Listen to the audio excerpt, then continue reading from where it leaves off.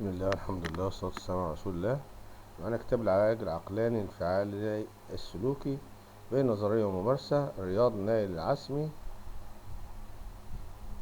الأنصار النشر والتوزيع.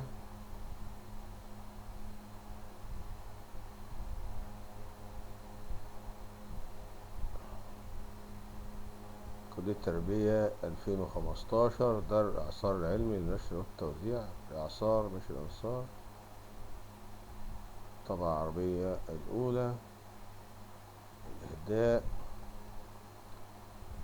التطور التاريخي للنظرية ألبرت بريس، تأثيرات الفلسفية، التأثيرات النفسية، المفاهيم الأساسية للنظرية، طبيعة الاضطراب النفسي والصحة النفسية، التباين بين الانفعالات السلبية المناسبة ومنها غير المناسبة، نظرية التغيير العلاجي، استخدام النظرية وفعاليات تطبيق، علاقات علاجية، شروط علاجية، أسلوب علاجي، صفات شخصية، حث وتحريض العملاء نحو العلاج، تقييم مشكلات العملاء، الاستراتيجية العلاجية، الطرق العقلانية في علاج القلق الاجتماعي، طرق معرفية، طرق نفسية، طرق انفعالية، سلبيات RET الفردي، سلبيات عملية العلاج الفردي، نظرية الاضطراب الزواجي، عدم الرضا الزواجي، ثبات واستمرار الاضطراب الزواجي، تطبيق في العلاج الزواجي، الفنيات العلاجية، العلاج الأسري، التحليل الفني والعلاج الأسري، الجوانب الاجتماعية، الأساليب المستخدمة، الإجراءات والطرق الكشفية، سمات شخصية مفهوم الإدمان على المخدرات والمدمن وأسباب الإدمان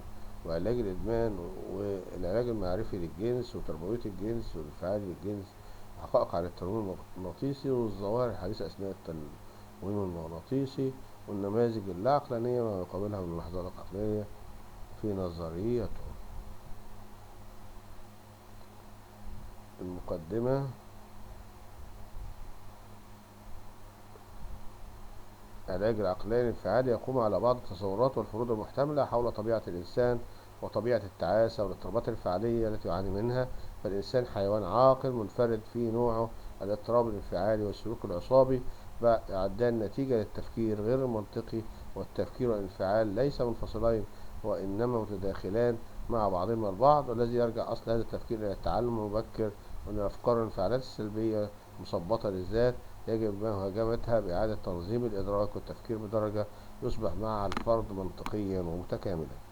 يؤمن أصحاب العلاج العقلاني الانفعالي بأن الأحداث الإنسانية محكومة إلى حد كبير بعوامل سببية. معتقدات اللا عقلانية: عالج الفصل الأول نظريا عامة للعلاج للإرشاد العقلاني الانفعالي. المفاهيم الأساسية للنظرية: محاولة إليس أكبر محاولة لإدخال المنطق والعقل في عملية العلاج، عندما اقتنع بأن الخبرات المبكرة الخاطئة وغير المنطقية تستمر وأنها لا تنطفئ رغم عدم تعزيزها من الخارج، لأن الأفراد يعززون هذه الخبرات المتعلمة بتكرار تلقينها داخليا لأنفسهم وبأنفسهم حتى تصبح فلسفة لهم. البشر يكون في أسعد حالتهم عندما تكون لديهم أهداف محددة وهامة.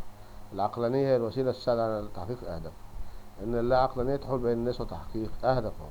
الاضطراب النفسي ينبع من مصدرين: المطالب التي نفرضها على أنفسنا، والبديل الصحي قبول الذات، والمطالب التي نريدها ونتوقعها.